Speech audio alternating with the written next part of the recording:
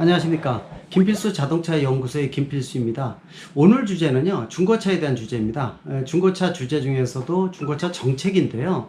최근에 가장 화두가 되고 있는 것이 중고차 분야의 대기업의 진출 여부라고 볼 수가 있습니다.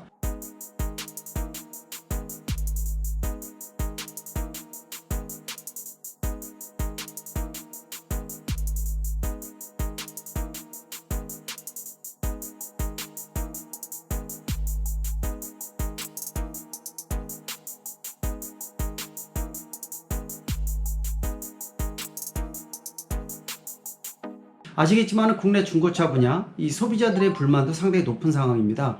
허위 미끼 매물은 물론이고요. 위장 당사자 거래 문제라든지 또는 성능 점검 미고지라든지 또 품질 보증에 대한 부분들 그 밖에 예를 들어서 주행거리 조작 문제라든지 굉장히 많은 문제가 부각이 됐었죠. 또 아직도 단지별로 해서 이 호객행위에 대한 것들도 좀 문제가 됐었고요. 그만큼 중고차 분야에 대한 불신은 소비자들한테 상당히 높은 편이라고 볼 수가 있습니다. 개선의 여지가 상당히 많다는 거죠.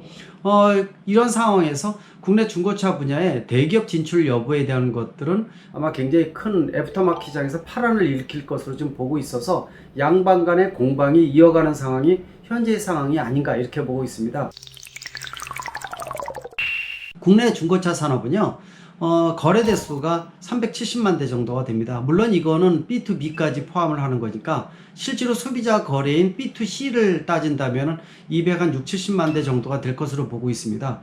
신차 시장이 연간 판매 대수가 170만 대에서 180만 대인 것을 고려하면은 중고차 시장이 1.45배 정도가 되니까 이미 선진 시장의 규모를 갖추기 시작을 했다 이렇게 보고 있습니다. 이렇게 큰 시장 규모의 경제다 보니까 대기업에서는 계속 이 중고차 분야의 진출을 노렸다고 볼 수가 있습니다. 크게 여러 가지가 있겠지만요, 중고차 분야는 일단 규모의 경제가 되기 때문에 자사의 산업 규모를 기하급수적으로 키울 수 있는 규모를 가지고 있다는 겁니다. 최근에 수입 중고차 같은 경우에 인증 중고차를 진행을 하고 있는 부분들 아마 여러분들 다 아실 겁니다. 인증 중고차 시장은 리프레시를 해서 정비도 해주고요. 또 여기에 걸맞게끔 특히 자체 파이낸스를 가지고 진행을 하죠.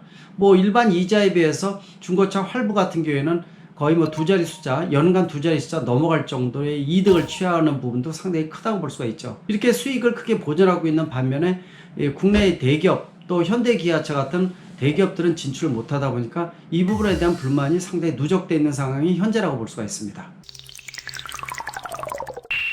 이게 대기업이 하게 되면 브랜드 이미지도 있고요. 이 허위 미끼 매물이나 아니면 성능 점검 미공개라든지 또는 이 품질 보증에 대한 부분들이 어느 정도 대기업을 통해서 구현을 할 수 있다라는 이 기대감을 많이 가지고 있죠. 그러다 보니까 대기업에서는 이런 형평성에 대한 부분들 또 소비자를 위해서 당연히 진출을 해야 된다는 논리를 가지고 있습니다. 그러나 반면에 중소기업 입장에서는 상당히 좀 민감하다고 볼 수가 있죠. 일반적으로 이 허위 미끼 매물 같은 경우는 중소기업 또 개인의 문제점도 있지만은 정부의 의지, 정부의 책임에 대한 것들도 분명히 있다고 볼 수가 있고요. 또 얼마든지 자정 기능을 통해서 시너지를 낸다면은 소비자가 신뢰할 수 있는 중고 시장을 만들 수 있음에도 불구하고 그런 노력은 없이 대기업한테 무작정 열어줘서 소비자를 개선한다라는 것은 미명에 불과하다 이렇게 지금 얘기를 하고 있습니다. 또 중소기업 분야에서 주장하고 있는 여러 가지 논리 중에 한 가지가 바로 이 최소 4만 명에서 10만 명에 이르는 딜러들, 일선의 딜러들의 일자리가 불확실하다고 보통 얘기를 해주고 있습니다. 최소 4만 명에서 10만 명에 이르는 일자리를 현대차 같은 데에서 고용을 할 리도 만무하고요. 자체적으로 인증 중고차를 하게 되면 일부는 흡수를 하겠지만 기존의 중고차 단지에 대한 시장도 무너지면서 광택이라든지 세차라든지 각종 탁송에 대한 부분들이 소비자 특히 골목 상권에 대한 부분들이 무너지지 않느냐라는 논리를 상당히 많이 피고 있습니다. 이러한 여러 가지 문제점으로 인해서 중기부에서는 상당히 곤란한 상황이라고 볼 수가 있습니다. 잘못해서 대기업 진출을 해줬을 경우에 이번 정부에서 가장 추진하고 있는 일자리 창출에 대한 부분들이 도리어 역행하는 부분이 아닌가라는 부분들도 있고요. 대기업이 상생 그림을 그린다고 하지만은 실제로 국내에서 슈퍼마켓이 남아있는 경우가 없죠. 모두 다 대기업 중심의 편의점이라든지 또 24시간 대규모 이 마케팅 전략을 통해서 실질적으로 일선에서 소비자나 중소기업이 남아날 수 있는 이런 부분들은 전혀 지금 남아있지 않느냐 이런 논리를 많이 펴고 있다고 볼 수가 있습니다. 최근에 여러 가지 얘기 나왔었죠. 경기도지사인 이재명 지사가 대기업 진출, 골목 상권 피해를 갖고 있는 소비자를 위해서 또 이 중소기업과 일반 개인 기업자를 위해서 대기업이 중고차 분야에 진출하는 것을 공식 반대하겠다고 언급을 하면서 또 논란이 됐었습니다. 뭐 여러 가지 첨언은 될 수가 있을 겁니다. 대기업이 진출을 한다 하더라도 실제로 상생 협약을 법적 구속력을 가지고 있는 부분들을 진행을 한다, 이런 얘기가 많이 나오고 있습니다.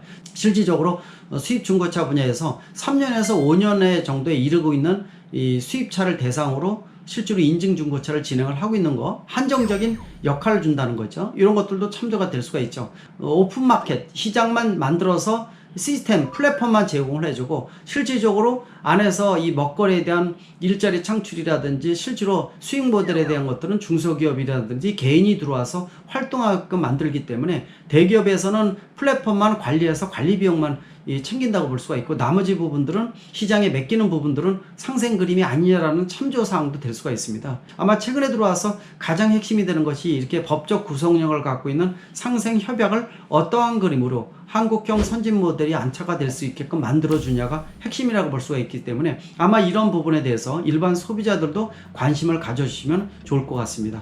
감사합니다.